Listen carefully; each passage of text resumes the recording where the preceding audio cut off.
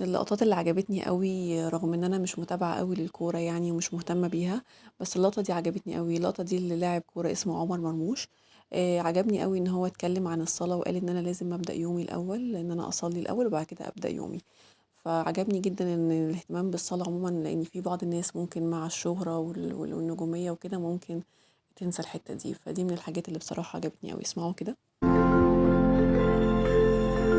انا بصحى الصبح، بس ببدأ يومي بصلاة وبنهي يومي بصلاة.